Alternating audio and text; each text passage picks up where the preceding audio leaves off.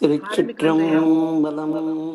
தென்னாடுடைய சிவனே போற்றி, எந்நாட்டவர்க்கும் இறைவா போற்றி.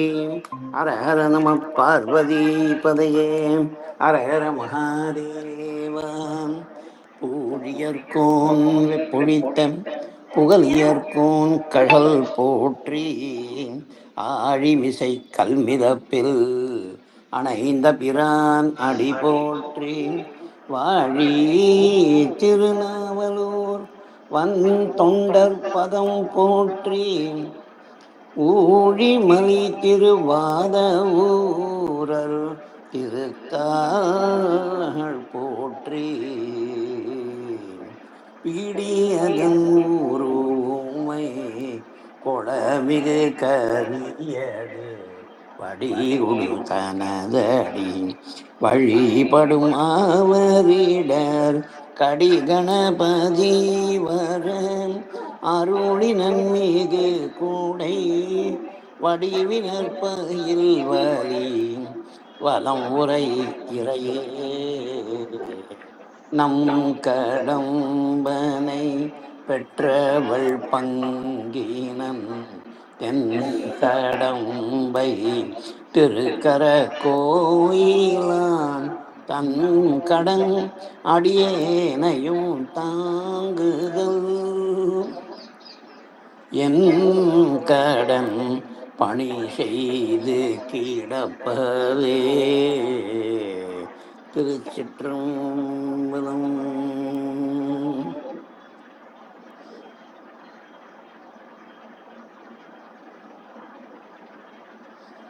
அப்பர் சுவாமிகள் அருள்மன்றத்து அடியார்கள் அனைவருக்கும் அடியேன் தாமல் வெங்கடேஸ்வரன் எனது பணிவு கலந்த வணக்கத்தினை முதற்கண் உரித்தாக்குகின்றேன்.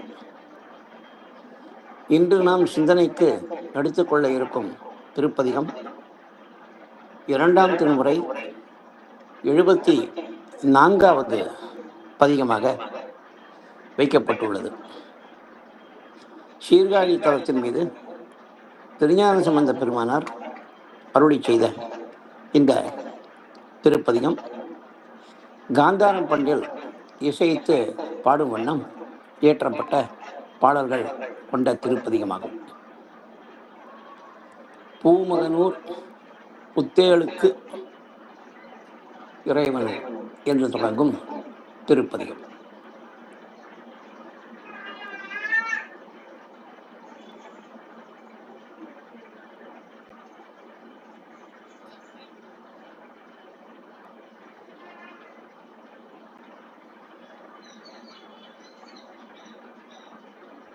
தனது 4வது மற்றும் 5வது தல யாத்திரைகளுக்கு இடையே பல நாட்கள் சீர்காழி நகரில் தங்கியிருந்த திருஞான சம்பந்தர் சீர்காழி தலத்தின் மீது பல வகையான பாடல்களை பாடுகின்றார்.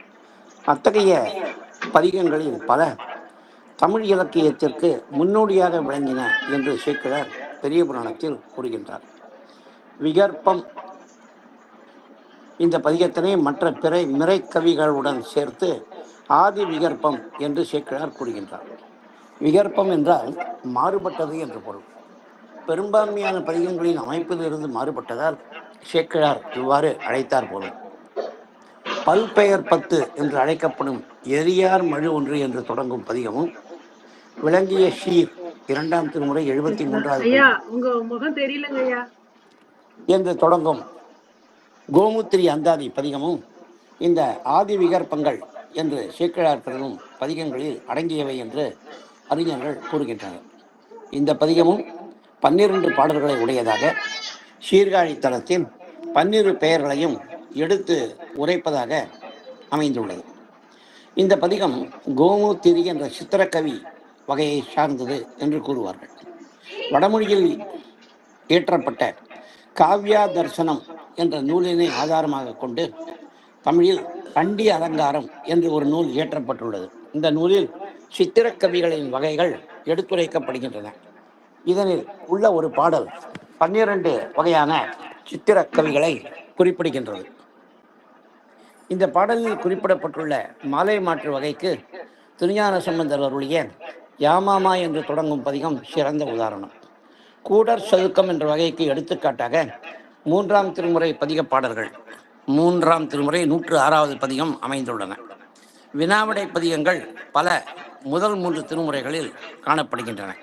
சீக்கிழாரின் பெரிய புராண பாடல் கோமூத்திரியே கூடற் சதுக்கம் மாலை மாற்றே எழுத்து வருத்தனம் நாகபந்தம் வினை உத்தரமே காதை கரப்பே கரந்துரை செய்யுள் சக்கரம் சுழிகுளம். தெரியவே இல்லைங்கய்யா, கேமரா ஒழுங்கா வைங்க.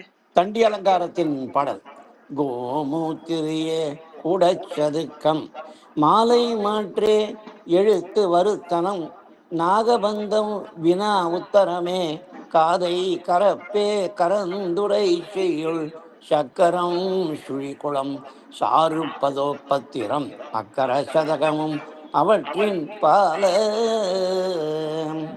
இந்த பாடலில் குறிப்பிடப்படும் பெரும்பாலான வகைகளில் திருஞான சம்பந்தர் பதிகங்கள் இயற்றியுள்ளார் என்பது அவரது தமிழ் புலமைக்கு ஒரு எடுத்துக்காட்டு. நடந்து செல்கின்ற பசு சிறுநீர் கழித்தால் வளைந்து வளைந்து பாம்பு ஊர்ந்து செல்வது போன்ற அடையாளத்தை ஏற்படுத்தும். அந்த வகையில் பாடலின் அடிகளை ஒன்று விட்டு ஒன்று சேர்த்து பொருள் கொள்ளும் வகையில் அமைந்திருப்பது கோமூத்திரி வகையை சார்ந்த என்று கூறுவார்கள். அதாவது 4 அடிகள் கொண்ட பாடலாக இருந்தால் முதல் அடியையும் 3வது அடியையும் சேர்த்து பொருள் கொண்ட பின்னர் 2வது அடியையும் 4வது அடியையும் சேர்த்து பொருள் கொள்ள வேண்டும். ஆனால் இந்த பதிகத்தில் அமைந்துள்ள பாடல்களை கோமூத்திரி அந்தாதி என்று பெரியவர்கள் வகைப்படுத்தி உள்ளனர். இந்த பதிகம் கோமூத்திரி வகை மற்றும் அந்தாதி வகை ஆகிய இரண்டின் கலவையாக காணப்படுகின்றது. தேவார பதிகங்களில் அந்தாதி வகையை சார்ந்த பாடல் தொகுப்பு ஏதும் இல்லை. ஆனால் திருவாசகத்தில் அந்தாதி வகையில் பல பாடல் தொகுப்புகள் திருச்சதகம், நீத்தல் விண்ணப்பம், கோயில் திருப்பதிகம், கோயில் மூத்த திருப்பதிகம் முதலியன அமைந்துள்ளன. திருஞான சம்பந்தர் அருளிய இந்த பதிகம் கோமூத்திரி அந்தாதி வகையில் அமைந்துள்ளது. அதாவது அந்தாதி போன்று முந்தைய பாடலின் கடை சொல்லினை அடுத்த பாடலின் முதற் சொல்லாக கொள்ளாது, முந்தைய பாடலில் கடை சொல்லுக்கு முன்னர் அமைந்துள்ள சொல்லினை அடுத்த பாடலில் முதற் சொல்லாக கொண்டு அமைந்துள்ள தொகுப்பு. இப்படி ஒரு வித்தியாசமான தொகுப்பினை திருஞான சம்பந்தர் அருளியிருப்பது அவரது தமிழ் புலமையை நமக்கு உணர்த்துகின்றது. மேலும் வழி முடக்கு மாவின் பாய்ச்சல் என்று பெயரிட்டு இந்த பதிகத்தின் தன்மையை மிகவும் அழகாக உணர்த்துகின்றார். ஒரு மாடு பாய்ந்து செல்லும் போது அதன் கால் தடங்கள் வளைந்து செல்லும் பாதையைத்தானே காட்டும். அந்த தன்மையே இங்கு கூறப்படுகின்றது. கோமூத்திரி என்ற சொல்லினை விடவும் வழிமுடக்கு மாவின் பாய்ச்சல் என்ற தொடர் சொல்வதற்கும் கேட்பதற்கும் இனிமையாக கோமூத்திரி எனப்படும் வேறு விதமாகவும் விளக்கம் அளிக்கப்படுகின்றது. முதலடியினை மேல்வரியாகவும் அடுத்தினை கீழ்வரியாகவும் அமைத்து அவ்விரண்டு அடிகளில் அமைந்துள்ள எழுத்துக்கள் மேலும் கீழுமாக ஒன்றிடையிட்டு வாசித்தாலும் அதே செய்யுளாக அமையும் பாடல்கள் என்று விளக்கம் அளிக்கப்படுகின்றது.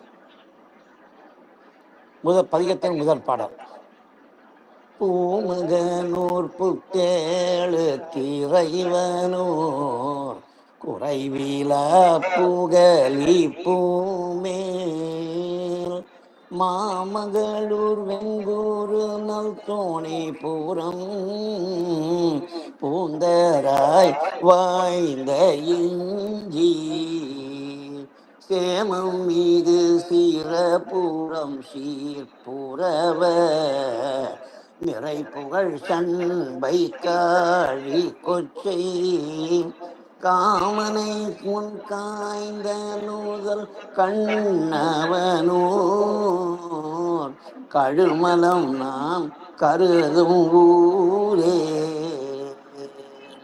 இந்த பாடலில் சீர்காழியின் 12 பெயர்களும் சொல்லப்பட்டுள்ள வரிசை விளங்கிய சீர் என்று தொடங்கும் பதிகத்தின் முதல் பாடல் 2ஆம் திருமுறை 73வது பதிகத்தின் முதல் பாடல், பிரமனூர் என்று தொடங்கும் பதிகத்தின் முதல் பாடல் 2ஆம் திருமுறை 70வது பதிகத்தின் முதல் பாடல் மற்றும் எரியார் மொழி என்று தொடங்கும் பதிகத்தின் பாடல்கள் உள்ள வரிசையில் அமைந்திருப்பதை காணலாம். இதே பதிகத்தின் மற்ற பாடல்களில் அந்த வரிசை பின்பற்றப்படவில்லை. பூமகன் தாமரை மலரினை தனது இருப்பிடமாக கொண்ட பிரமன். பிரமனூர் என்ற பெயர் பூமகனூர் என்று மாற்றப்பட்டுள்ளது. தான் மேற்கொண்டுள்ள படைத்தல் தொழில் ஒழுங்காக நடைபெற வேண்டும் என்ற நோக்கத்துடன் உபநிடதங்களை முறையாக ஓதி பிரமன் வரம் பெற்றதால் இந்த தலத்திற்கு பிரமபுரம் என்ற பெயர் வந்தது என்று தலபுராணம் கூறுகின்றது. பிரமன் செய்த வழிபாட்டினை உணர்த்தும் திருஞான சம்பந்தரின் பாடல் ஒன்றினை நாம் இங்கே காண்போம். சுரர் தேவர்கள். சுரர் உலகு தேவர்கள் வாழும் உலகம். பையில் வாழ்கின்ற நரர்கள் மனிதர்கள். தரணி தலம் நில உலகம். முரண் வலிமை. அரணம் காவல். விசை வேகம். வரன்முறை எவ்வாறு ஓத வேண்டும் என்று வரையறுக்கப்பட்ட முறை. சுருதி வேதங்கள். சுருதி சிரம் வேதங்களின் முடிவான கருத்துக்கள் கொண்ட உபநிடதங்கள். நிறை வரிசை. சரண் இணை இணையாக உள்ள திருப்பாதங்கள். பரவ புகழ்ந்து பாட. விரவு வகை எறிய கலந்து பல இடமும் எரியும் வண்ணம். இசை என்ற சொல்லுக்கு புகழ் என்று பொருள் கொண்டு திரிபுரங்களை அழித்து புகழ் பெற்ற அம்பினை ஏந்திய கரம் என்று பொருள் கூறுவதும் பொருத்தமே. சுரருலகு நரர்கள் பயில் தரணி தலம் மூரணழிய அரணம் மதில் புறமெறிய வீரவு வரை சரவிசைகுள் கரம் உடைய பரமன் இடமாம் வரமருள வரன் முறையின் நிறை நிறை கொள்வாறு சுருதி சிற உரையினால் பிரமனுயர் ஆரன் எழில் கொள் சரணயினை பரவ வளர் பிரம பூரமே. தேவர்கள் வாழ்கின்ற தேவர் உலகமும் மற்றும் மனிதர்கள் வாழ்கின்ற நில உலகமும் தங்களது நிலையிலிருந்து மாறுபட்டு வலிமை அழியும் வண்ணம் துன்புறுத்திய திரிபுரத்து அரக்கர்களின் கோட்டைகளை, ஒன்றுக்கொன்று காவலாக திகழ்ந்த கோட்டைகளை, எப்போதும் வானில் பறந்து திரிந்து கொண்டிருந்த 3 கோட்டைகளை ஒரே நேர்கோட்டில் வரும் தருணத்தில் தான் ஒரே அம்பு கொண்டு அழிக்கப்பட முடியும் என்று தாங்கள் பெற்றிருந்த வரத்தினால் தனித்தனியாக இருந்த போதிலும் ஒன்றுக்கொன்று துணையாக திகழ்ந்த வலிமையான 3 கோட்டைகளை ஒன்று சேர்த்து கலந்து எரியும் வண்ணம் விரைவாக செல்லக்கூடிய அம்பினை எய்த ஆற்றல் கொண்ட கரத்தினை உடையவர் சிவபெருமான்.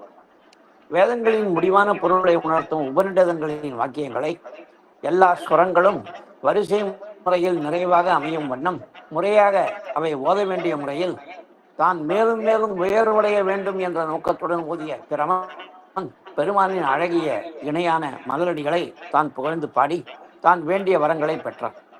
இவ்வாறு பிரமன் போற்றி வணங்கியமையால் பிரமபுரம் என்ற பெயர் பெற்ற இந்த தலம் ஓங்கிய புகழுடன் விளங்குகின்றது என்பதே சுரர் உலகு என்று தொடங்கும் பாடலின் பொழிப்புரை. புத்தேள் தேவர்கள். சூரபதுமனுக்கு பயந்து இந்திரன் இங்குள்ள மூங்கிலில் மறைந்து கொண்டமையால் வேணுபுரம் என்ற பெயர் சீர்காழி தலத்திற்கு வந்தது. அப்போது இந்திரனுடன் வந்த தேவர்கள் இறைவனை வணங்கிய செய்தி இங்கே புத்தேளுக்கு இறைவனூர் என்ற தொடரால் குறிப்பிடப்படுகின்றது. மாமகள் செல்வத்தை தரும் இலக்குமி தேவி. இஞ்சி மதில். சேமம் பாதுகாப்புடன். க்ஷேமம் என்ற வடமொழியின் தாக்கம். இந்திரன் இந்த தலத்தில் இருந்த மூங்கில் மரத்தில் ஒளிந்து கொண்டு அதன் உச்சியில் அமர்ந்த வண்ணம் அமராவதி நகரினை பார்த்தான் என்று திருஞான சம்பந்தர் கூறும் பாடலை நாம் இங்கே காண்பது பொருத்தமாக இருக்கும். வேணு என்றால் மூங்கில் என்று பொருள். மூங்கிலில் ஒளிந்து கொண்டமையால் வேணுபுரம் என்ற பெயர் வந்தது என்றும் இந்த பாடலில் சம்பந்தர் கூறுகின்றார். இந்த பாடலில் விநாயகப் பெருமானின் தோற்றமும் குறிப்பிடப்படுகின்றது. தானு மிகு ஆண் இசை கொடு என்ற தொடரை முதலடியில் கடையில் மாற்றி வைத்து பொருள் காண வேண்டும். ஆணு அன்பு பெருமானை வழிபட்ட தேவர்கள். ஸ்தானு என்றால் நிலையாக உயர்ந்த கம்பம் என்று பொருள். ஸ்தானு என்ற வடமொழி சொல் இங்கே தானு என்று மாற்றப்பட்டுள்ளது. கஜமுகாசுரனின் தொல்லைக்கு ஆளான தேவர்கள் நிலையான தூணாக நின்ற பெருமானை பற்றுக்கோடாக கருதினார்கள் என்ற நயம் வெளிப்படும் வண்ணம் தானு என்றார். பெயரினை திருஞான சம்பந்தர் பயன்படுத்தி உள்ளது உணர்ந்து ரசிக்கத்தக்கது. வியர் சினம். மது கஜமுகாசுரன். மாகதர் எனப்படும் முனிவருக்கும் ஒரு அசுர பெண்ணுக்கும் பிறந்தமையால் மது என்று பெயர் இந்த அசுரனுக்கு வந்தது. காணும் அளவில் அறிந்து. மிகு வலிமை மிகுந்து. ஆண் இசை கொடு. ஆண் யானையின் வடிவத்தை கண்டு அந்த உருவத்துடன் இசைந்து நின்ற கோணு நுதல். வளைந்த நெற்றி. நீள்நயனி நீண்ட கண்களை உடைய உமை அன்னை. கோணில் குற்றமில்லாத வண்ணம். பிடி பெண் யானை. மாண்பு பெருமை. மாண்பினை உடையவள் மாணி. மாணி என்ற சொல் பெருமானை குறிப்பதற்கும் இந்த பாடலில் மூன்றாவது அடியில் திருஞான சம்பந்தர் குறிப்பிடுகின்றார்.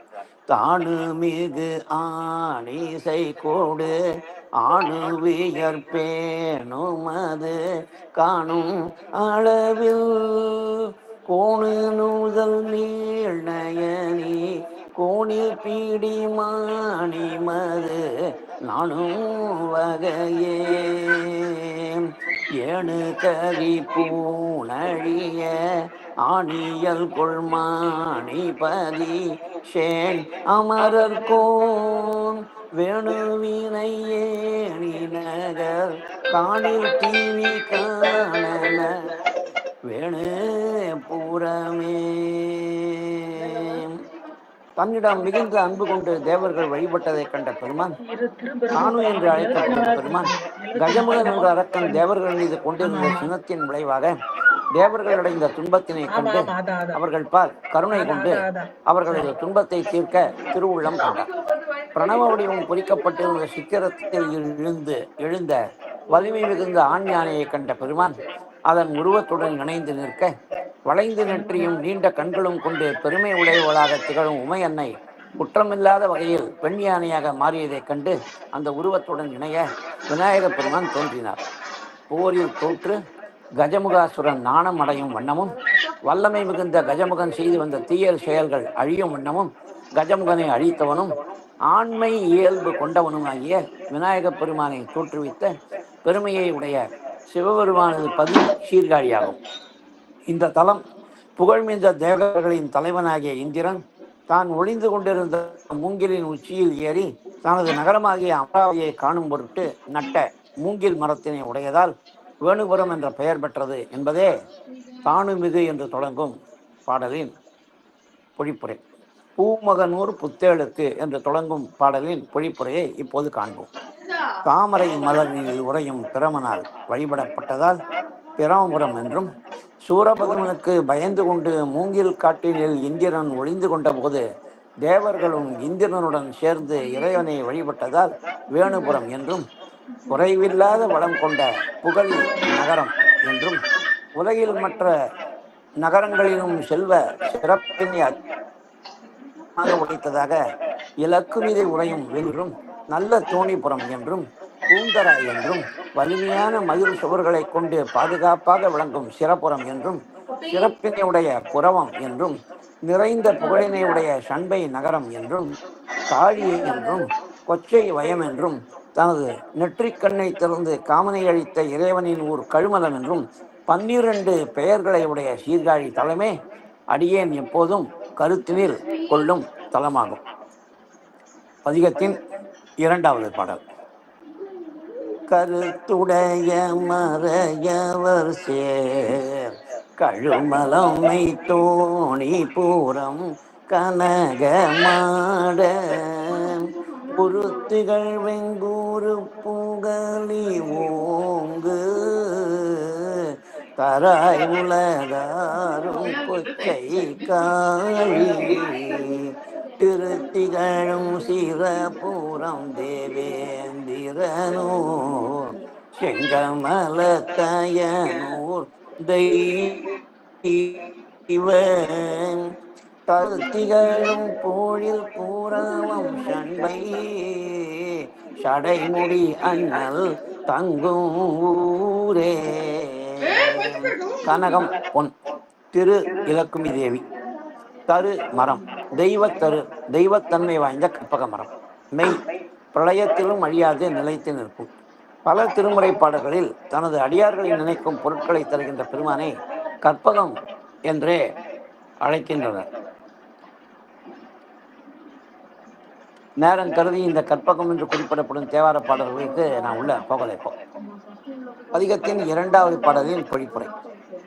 சிவஞான கருத்துகள் உடையவர்களாக விளங்கும் மறையவர் சேர்ந்து வாழும் கழுமலம் என்றும், பிரளய வெள்ளத்திலும் அழியாது நிலைத்து நிற்கும் தோணிபுரம் என்றும், பொன் போன்று அழகிய மாடங்கள் கொண்ட மாளிகைகள் கொண்டு வெங்குரு என்றும், புகழி என்றும், ஓங்கிய புகழினை உடைய பூந்தராய் என்றும், பரந்த உலகினில் சிறப்புடன் திகழும் கொச்சை வயம் என்றும், காழி என்றும், செல்வ வளத்துடன் விளங்கும் சிறப்புறம் என்றும், தேவேந்திரனின் ஊர் என்பதை உணர்த்தும் வேணுபுரம் என்றும், சிவந்த தாமரை மலரில் உறையும் பிரமன் வழிபட்ட பிரமனூர் என்றும், தெய்வத்தன்மை பொருந்திய கற்பகம் முதலான மரங்கள் நிறைந்த சோலைகளை உடைய புறவம் என்றும், ஷண்பை என்றும் அழைக்கப்படும் சீர்காழி தலம் நமது தலைவனும் சடைமுடி உடையவனுமாகிய சிவபெருமான் வீற்றிருக்கும் இடமாகும்.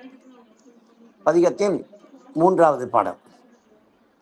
ஊர்மதியை கருவ உயர்மதில் ஷண்பை ஒளி மருவு காழி கொச்சை கார்மலியும் பொழில் பூடை சூழ் கழுமலமை தோணி பூரம் கற்றோர் ஏத்தும் சீர்மருவு பூந்தராய் சீரபுரம் மெய்ப்புறவம் அயனூர் பூங்கற்பக தார்மருவும் இந்திரனூர் புகழி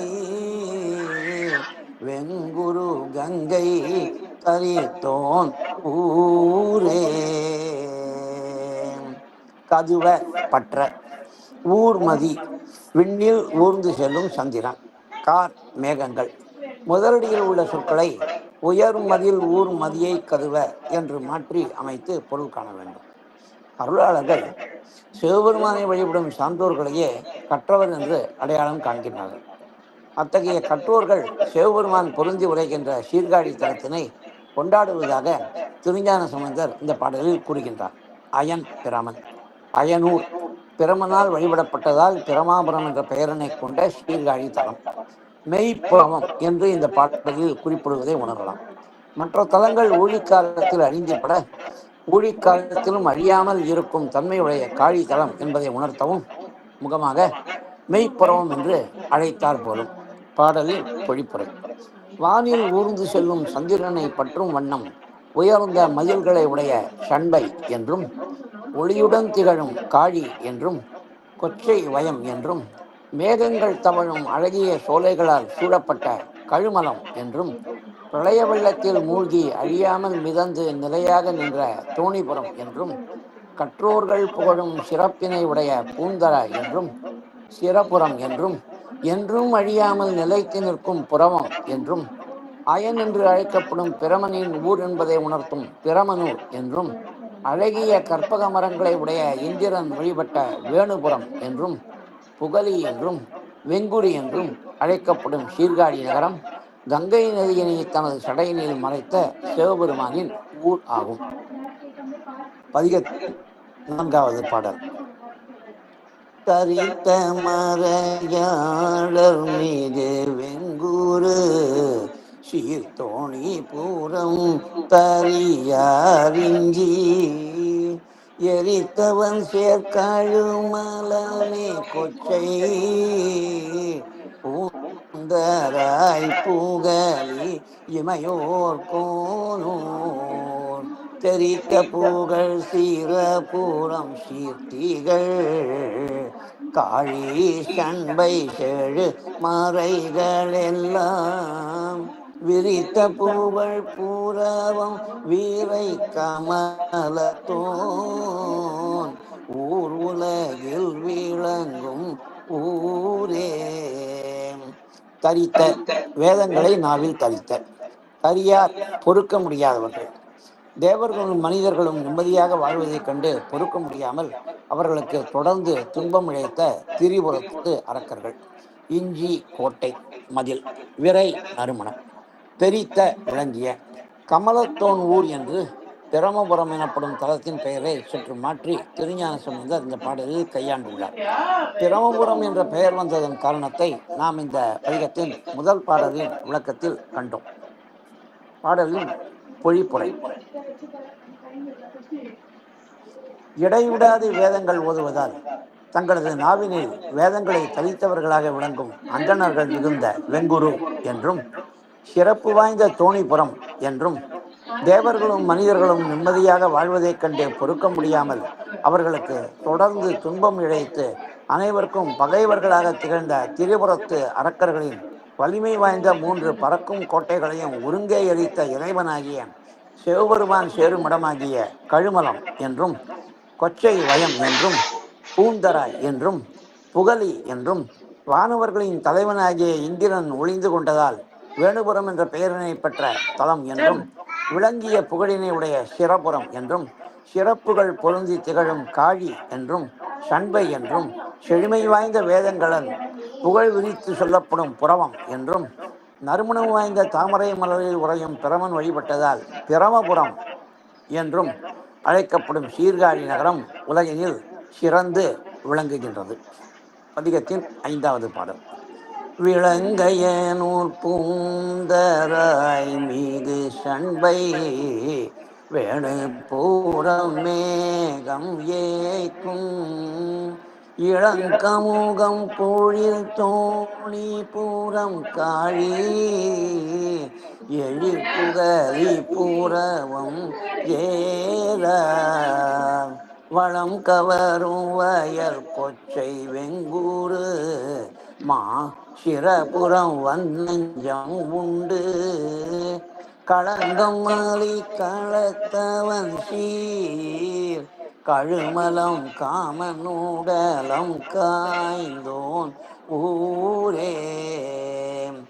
எய்க்கும் ஒன்றிக்கும் ஏர் அழகார், ஏறார் அழகு நிறைந்த, காய்ந்தோன் கோபம் கொண்டு, தனது தவத்தினை கலைக்க முயற்சி செய்த மன்மதன் பால் கோபம் கொண்டு நெற்றிக்கண் திறந்து மன்மதனை எரித்த செயல் இங்கே குறிப்பிடப்படுகிறது.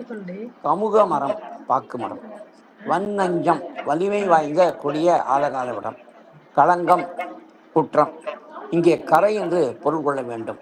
களம் கழுத்து, அயனூர் பிரமபுரம். பாடலின் பொழிப்புரை.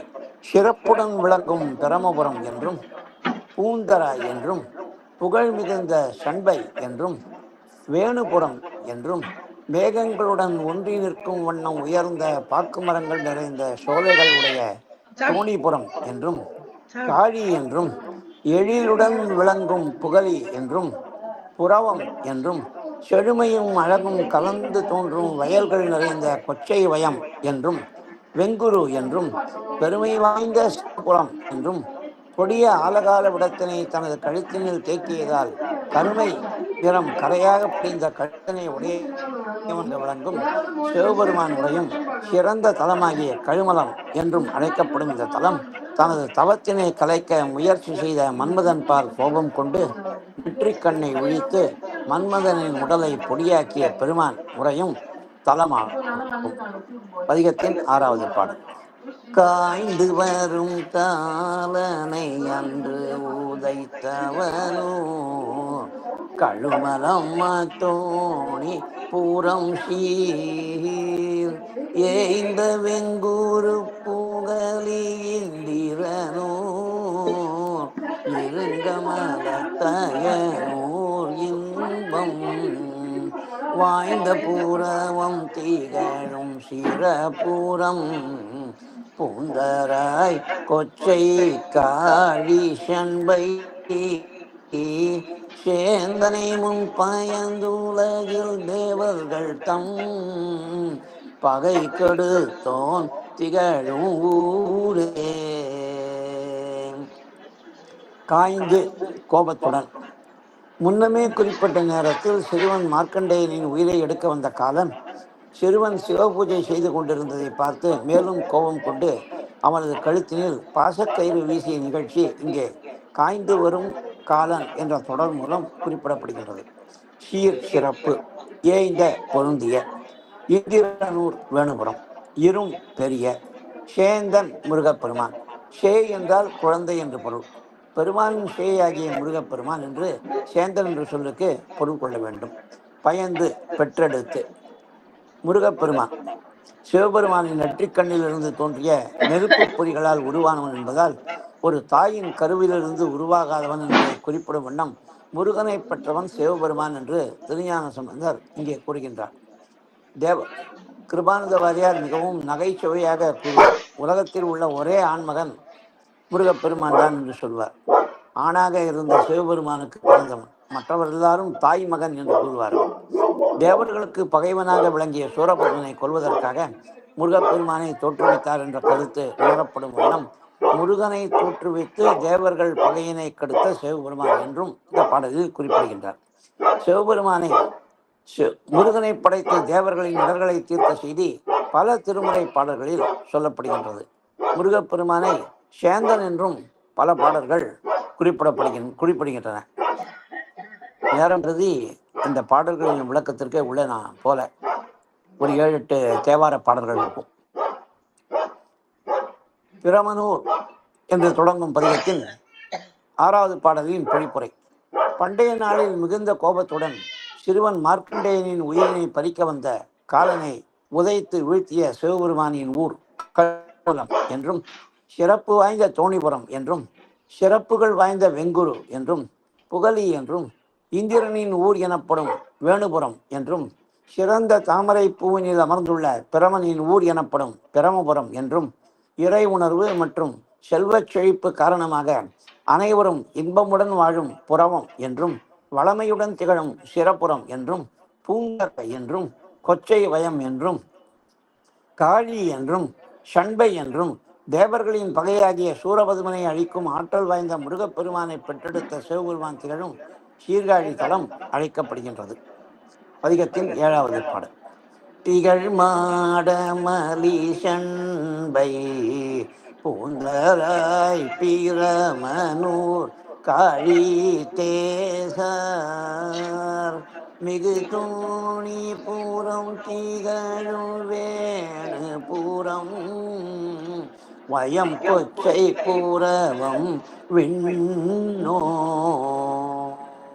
புகழ் புகழி கழுமலம் சீர்சீரபுரம் வெங்குரு வெம்போர் மகிழர் செற்று நிகழ்நீலி நின்மலன் தன் அடியிணைகள் பணிந்துலகில் நின்ற ஊரே.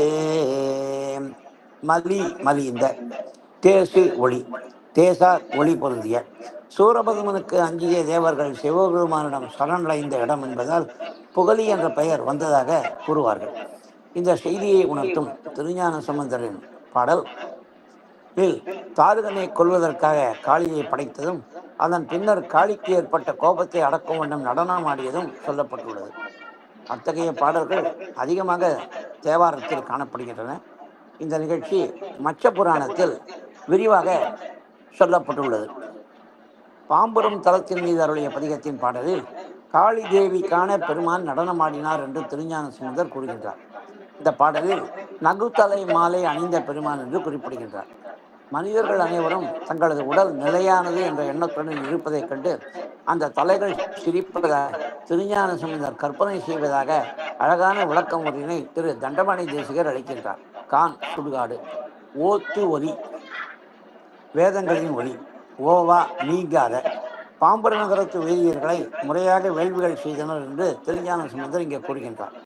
எண்ணற்ற திருமுறை பாடல்கள் பார்வதிக்கான பெருமான் நடனமாடுகின்றான் என்று உணர்த்துகின்றன. காளி தேவி என்பவள் பிராட்டியின் அம்சம் என்றாலும் பார்வதி தேவி என்று சொல்லும்போது காளி தேவியை உணர்த்துவதில்லை. காளிக்கான நடனமாடிய நிகழ்ச்சி காளி தேவிக்கும் பெருமானுக்கும் நடந்த போட்டியின் ஒரு நிகழ்ச்சியை உணர்த்துகின்றது. காளி தேவியும் நடனத்தில் வல்லவள். இருவரின் இடையே நடந்த போட்டி தீவிரமாக நடைபெற்றுக் கொண்டிருக்கையில் பெருமான் தனது இடது காதில் அணிந்திருந்த குழை ஆபரணத்தை வேண்டுமென்றே நழுவ விடுகின்றார். பின்னர் தனது வலது கால் விரல்களால் அந்த குழை ஆபரணத்தை எடுத்து வலது காலை தூக்கி இடது கையால் அந்த ஆபரணத்தை காதினில் பொருத்துகின்றார். கீழே விழுந்த ஆபரணத்தை கால் விரல்களால் பற்றி எடுப்பது, அந்த ஆபரணத்தை ஒரு கையிலிருந்து மற்றொரு கைக்கு மாற்றுவது மற்றும் காதினில் அணிவது ஆகிய அனைத்தையும் தான் ஆடும் நடனத்தின் ஒரு பாகமாகவே பெருமான் நிறைவேற்றுகின்றார். தனக்கு இருந்த பெண்மை உணர்ச்சியின் காரணமாக நடனப் போட்டியை வேடிக்கை பார்த்து கொண்டிருந்த முனிவர்கள் மற்றும் தேவர்களின் முன்னிலையில் தனது காலை தூக்கி நடனமாடுவதை பார்த்த காளி தேவி தனது தோல்வியை ஒப்பிக்கொண்டு விடுகின்றார். கதி அதுவாக நடன கதி அதுவாக பெருமானாடிய நடனத்தை வியந்து காளி தேவி பார்த்த நிகழ்ச்சியே காளிக்கான பெருமான் நடனமாடினார் என்று பல திருமுறை பாடல்களில் சொல்லப்படுகின்றது. பாம்புரம் தலத்து பதிகத்தின் பாடலை நாம் இப்போது காண்போம். நதியதனயலே நகுதலை மாலை நான்மதி சடை மேசை அணிந்து கதியதுவாக காளிமுன் காண கானிடை நடம் செய்த கருத்தர் விதியது வழுவா வேதியல் வேள்வி செய்தவர் ஓத்தொலி ஓவா பதியதுவாக பாவையும் தாமும் பாம்புரனன் நகரே. தாரகனை கொன்ற காளியம்மையின் கோபம் தணியாத நிலையில் ஆவேச நடனம் ஆடி வந்த காளியை நடனத்தில் வென்ற நிகழ்ச்சி மிகவும் விரிவாக கழுமலம் பதிகத்தின் பாடலில் முதல் திருமுறை 126வது பதிகத்தின் 5வது பாடலில் குறிப்பிடப்பட்டுள்ளது. தாரகனை வெட்டி வீழ்த்திய காளி ஊழித்தீ பொங்கி வருவது போன்று கோபத்துடன் உலகில் உள்ள உயிர்களை எல்லாம் அழிக்க வந்தவள் போல் ஆவேச நடனம் ஆடி வந்த செய்தியும், உலகத்து துயர்களை களையும் பொருட்டு சிவபெருமான் நடனமாடி காளியை தோல்வியுறச் செய்து பின்னர் காளியின் கோபத்தை தணித்ததும் இங்கே குறிப்பிடப்படுகின்றது.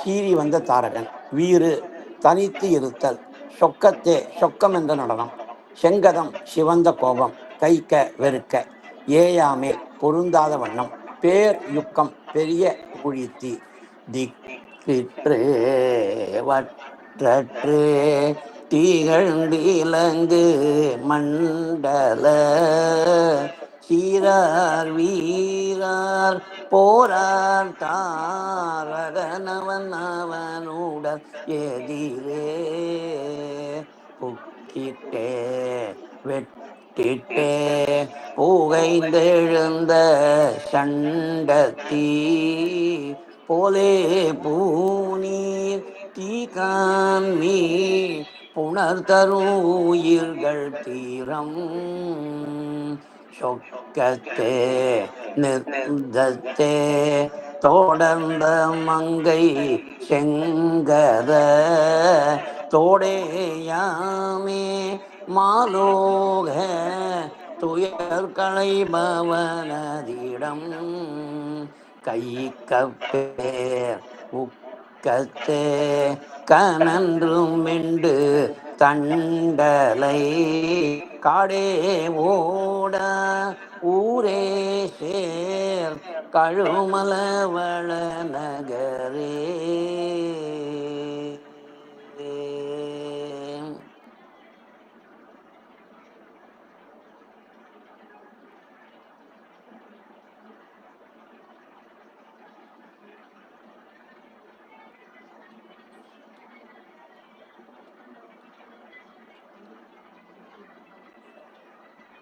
லைன் கட்டாதமா? லைன்ல தான் இருக்கேன். சொல்லுங்கய்யா, கேக்குதுங்கய்யா, சொல்லுங்கய்யா. இந்த பதிகத்தின் 7வது பாடலின் பொழிப்புரை.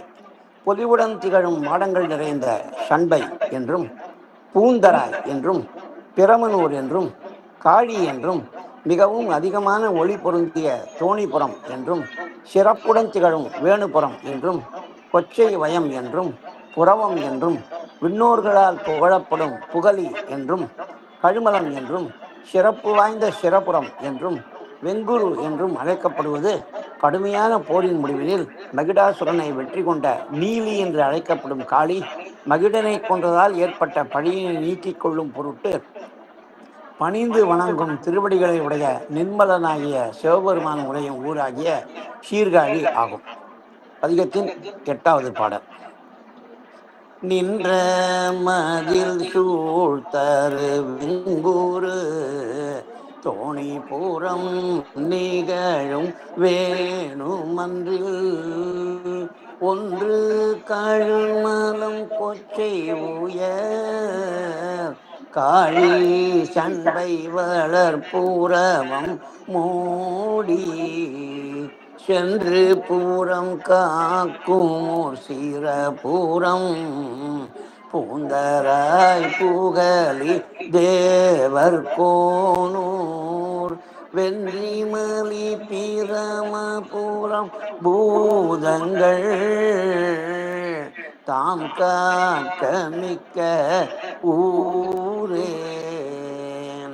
பூதங்கள் 5 பூதங்கள்.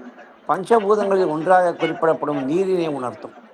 பிரளய வெள்ளத்திலும் அழியாமல் மிதந்த நிலையினை பூதங்கள் காக்க நின்ற ஊர் என்று இங்கே குறிப்பிடுகின்றார் மோடி துர்கை. காளி பெருமானிடம் நடனப் போட்டியில் தோற்ற காளி ஊர் எல்லையில் சென்று அமர்ந்ததாக சீர்காழி தலபுராணம் கூறுகின்றது. அரக்கன் தாரகனை வென்ற பின்னரும் தனது கோபம் அடங்காமல் கோபத்தினால் அனைத்து உயிர்களையும் துன்புறுத்தியது தனது தவறு என்பதை உணர்ந்த காளி தனது குற்றம் நீங்கும் பொருட்டு சிவபெருமானை வழிபட்டதை குறிப்பிடும் வகையில் காளி என்ற பெயர் அமைந்துள்ளது என்று திருஞான சம்பந்தர் உணர்த்துகின்ற மற்றொரு தேவார பாடலையும் நாம் இங்கே காண்பது பொருத்தமாக இருக்கும். பாழி ஊரை வேழ நீகர் பாழமணர் சூழுமுட லாளர் உணர ஏழின் வீசையாழின் மொழி ஏழினி செய்யாழின் மொழி ஏழையவள் வாழும் ஈரை தாழும் இடமா கிழிசைகுள் மேலுலகில் வாழரசு சூழரசு வாழ அரனுக்கு ஆழிய சில்காழி செய்ய ஏழுலகில் ஊழி வளர் காழி நகரே. ஏற்கனவே சொல்லிய வண்ணம் இந்த நிகழ்ச்சி மச்ச புராணத்தில் காணப்படும் நிகழ்ச்சியாகும். இந்த பாடலில் கூறப்படும் தாரகன் வேறு, கந்த புராணத்தில் வரும் சூரபத்மனின் தம்பி தாரகன் வேறு. தாரகன் என்ற அசுரனின் கொடுமை தாழாமல் தேவர்கள் வருந்தி சிவபெருமானிடம் முறையிட்ட போது பார்வதி தேவி அம்சமாகிய காளியை தாரகனை கொள்வதற்காக விடுத்த செய்திதான் பல திருமுறை பாடல்களில் சொல்லப்படுகின்றது. மணிவாசகரும் தனது திருச்சாழல் பதிகத்தில் காளியுடன் நடம் புரிந்து அன்று சிவபெருமான் காளியை வென்றிராவிட்டால் உலகம் முழுவதும் காளியின் கோபத்திற்கு இரையாக மாறியிருக்கும் என்று குறிப்பிடுவது நமது நினைவுக்கு வருகின்றது. பதிகத்தின் 8வது பாடலின் பொழிப்புரை.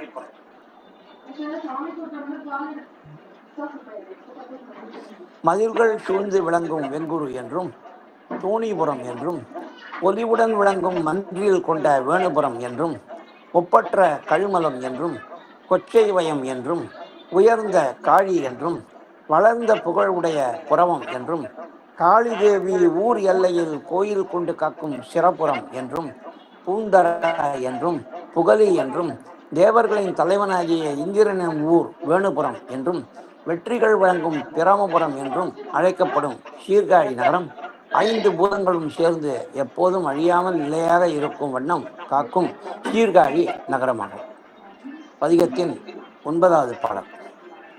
மிக்க கமலத்தயனூர் விளங்கு புறவம் சண்பை காழி கொச்சை தொக்க போழில் கழுமலம் தூத்தோணி பூரம் பூந்தராய் சீலம்பன் சேர்வூர் மைக்குள் போழில் வேணு பூரம் மதிர் புகலி வெங்குரு வல்லர கந்தின் தோள் ஒக்க 20 மூட்டிகள் ஒரு பதும் ஈடழி புகழ்ந்த எம்மான் ஊரே. மிக்க சிறப்பு மிக்க அயனூர் பிரமபுரம் தொக்க இணைந்த ஈடு வலிமை. பாடலில் சிலம்பன் சேர்வூர் என்று திருஞான சம்பந்தர் குறிப்பிடுகின்றார். இந்த பதிகத்தின் பாடல்தோறும் சீர்காழி நகரின் 12 பெயர்களை குறிப்பிட்டு வருவதால் இந்த பாடலிலும் 12 பெயர்கள் இருக்க வேண்டும் என்பதை நாம் உணரலாம். சிரபுரம் என்ற பெயர் மேற்கண்ட பாடலில் இல்லாமல் இருப்பதால் சிலம்பன் சேர்வூர் என்பது சிரபுரம் என்ற பெயரை குறிப்பதாகவே நாம் பொருள் கொள்ள வேண்டும். இதே போன்று 12 பெயர்களையும் குறிக்கும் பல பாடல்களில் சிரபுரம் என்ற பெயருக்கு பதிலாக சிலம்பனூர் என்ற பெயர் காணப்படுகின்றது. சிலம்பன் என்ற சொல்லுக்கு அபிதான சிந்தாமணி குறிஞ்சி நில தலைவன் என்றும் முருகப்பெருமான் என்றும் பொருள் உரைத்தாலும் அந்த பொருள் சிரபுரம் என்ற பெயரின் காரணத்திற்கு பொருத்தமாக படவில்லை.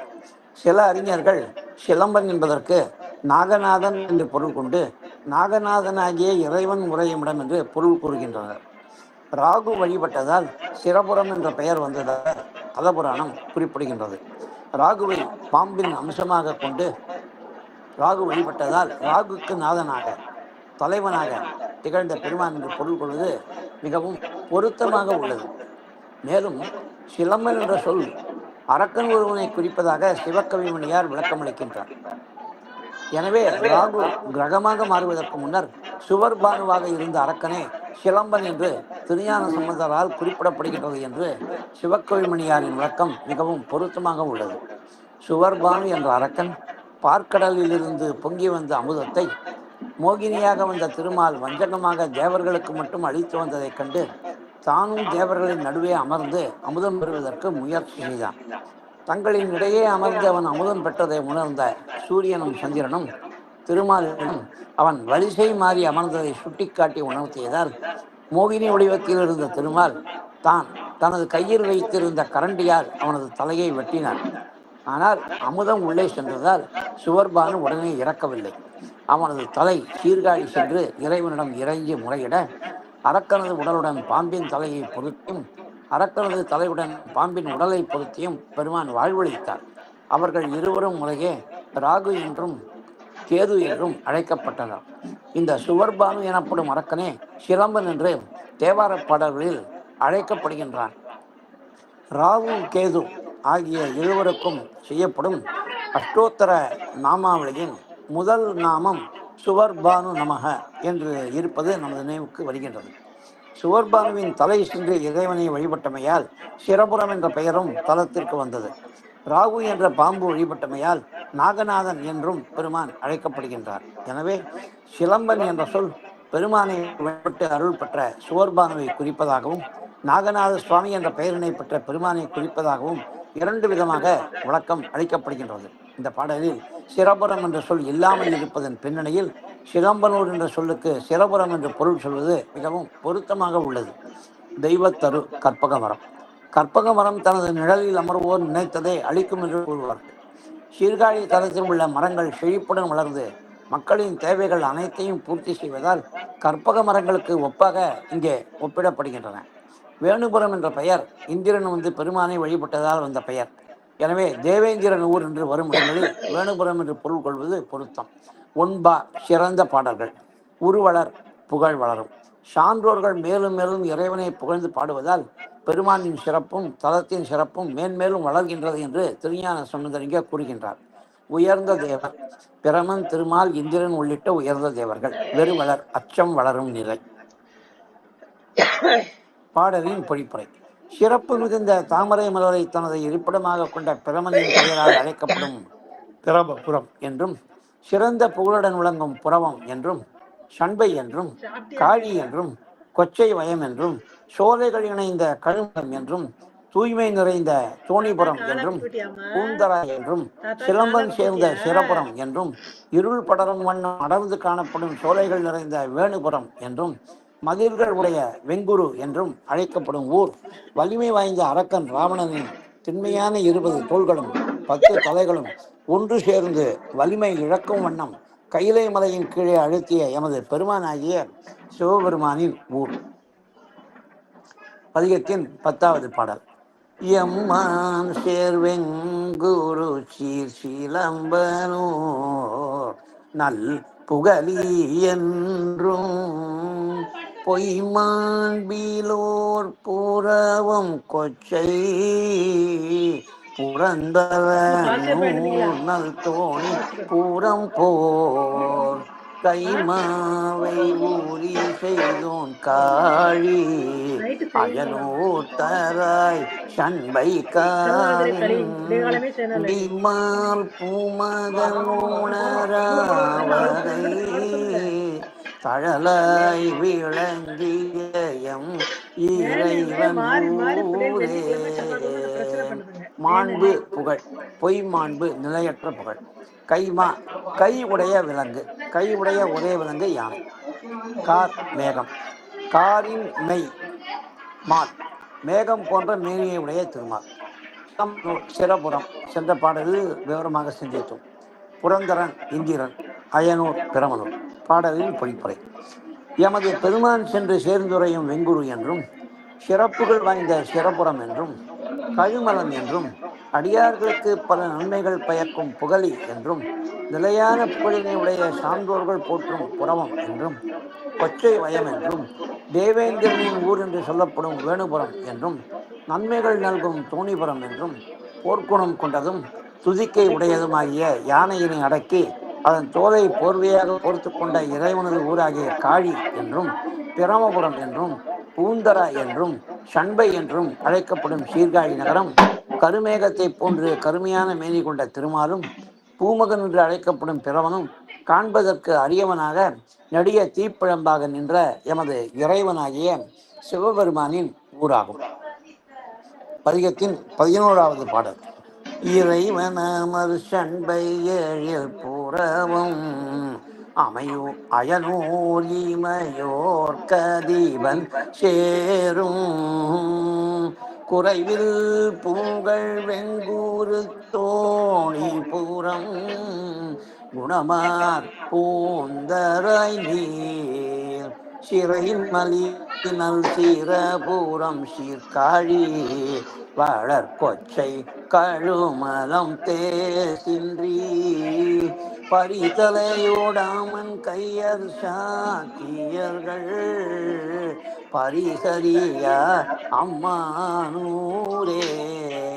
அம்மான் தாய் போன்று கருணை உள்ளம் கொண்டவன், இமையோர்க்கு அதிபன், தேவர்களின் தலைவன் இந்திரன், சிறை அணை, தேசு ஒளி, கையர் கீழ்த்தன்மையுடைய சமணர்கள், அணிகள் மிகுந்து காணப்படும் ஆறு என்று குறிப்பிட்டு காவிரி நதியின் நீர்வளத்தினை திருஞான சம்பந்தர் இங்கே குறிப்பிடுகின்றார்.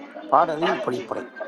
இறைவனாகிய சிவபெருமான் அமர்ந்து உரையும் சண்பை என்றும், அழகு வாய்ந்த புறமும் என்றும், பிரமனூர் என்றும், தேவர்களின் தலைவனாகிய இந்திரன் வந்து சேர்ந்து இறைவனை வழிபட்ட வேணுபுரம் என்றும், குறைவற்ற புகழினை உடைய புகழி என்றும், வெங்குரு என்றும், தோணிபுரம் என்றும், நற்குணங்கள் நிறைந்த மாந்தர்கள் உரையும் பூந்தரா என்றும், ஆற்றில் அணைகள் மிகுந்த நல்ல சிறப்புறம் என்றும், சிறப்புகள் வாய்ந்த காழி என்றும், என்றும் வளரும் புகழினை உடைய கொச்சை வயம் என்றும், கழுமலம் என்றும் அழைக்கப்படும் சீர்காழி ஊரானது உடலில் ஒளியேதும் இன்றி முடிகள் பறிக்கப்பட்டு மொட்டை தலையோடு திரியும் கீழ்த்தன்மை வாய்ந்த சமணர்களும் புத்தர்களும் சிவபெருமானது தன்மையை அறிய முடியாமல் இருக்கும் சிவபெருமான் உரைகின்ற ஊராகும். பதிகத்தின் கடைப்பாடல்.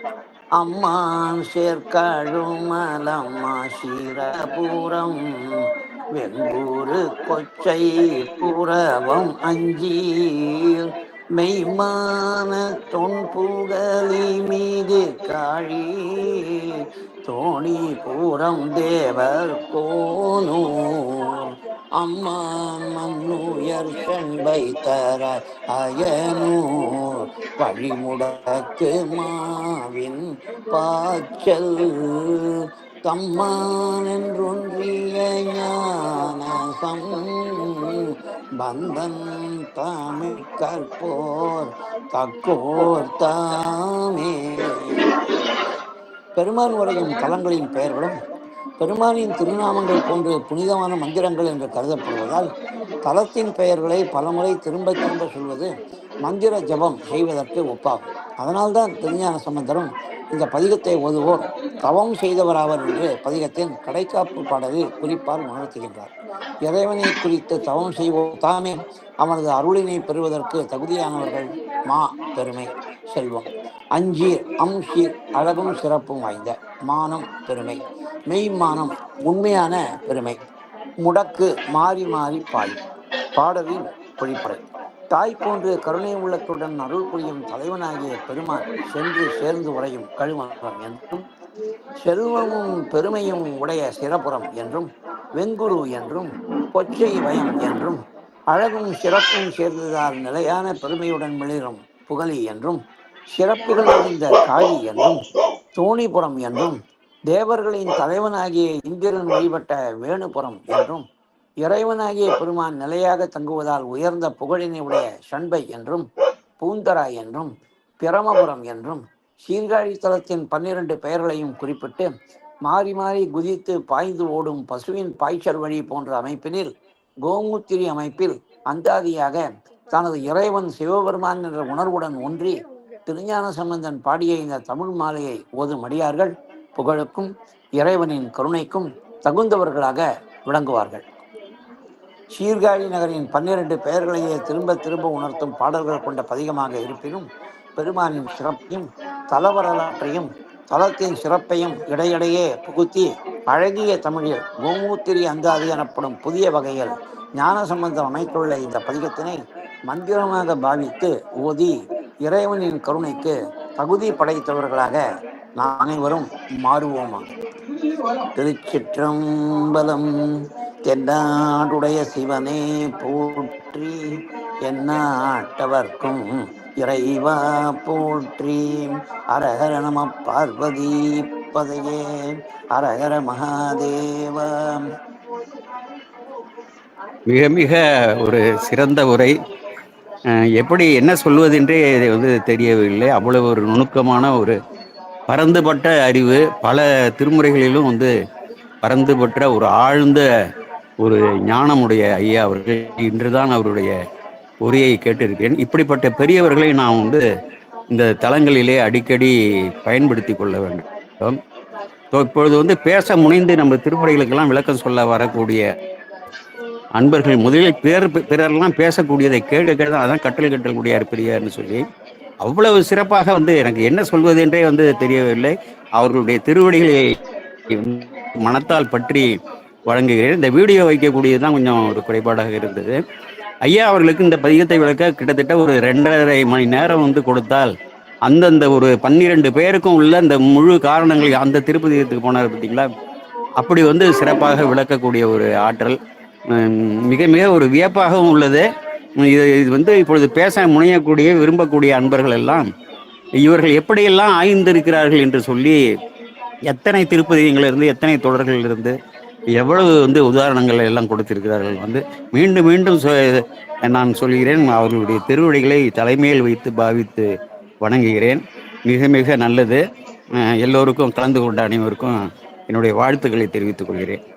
ஐயா, நீங்கள் புகழ்ந்ததுக்கு ரொம்ப நன்றி. எனக்கு இன்னும் அதிகமாக தயார் பண்ணணும் அப்படின்ற உத்வேகத்தை தான் நீங்கள் சொன்ன வார்த்தைகள்லாம் கொடுக்கறது. அடியினால் முடிந்த அளவுக்கு எந்த ஒரு பதிகத்தை சிந்தித்தாலும் அந்த பதிகத்துடன் சொல்லப்பட்டுள்ள பொருட்களுடன் தொடர்பு கொண்டுள்ள மற்ற திருமுறை பாடல்கள், திருமுறையை தாண்டி வெளியே போகிறது இல்லை. நான் ரொம்ப ரேராக பஜகோவிந்தம் அந்த மாதிரி ஏதாவது ஒரு பாடல் எடுத்து கோட் பண்ணுவேன். பஜகோவிந்தம், சிவானந்த லகரி, சௌந்தர்ய லகரி பாடல்களிலிருந்து. மற்றபடி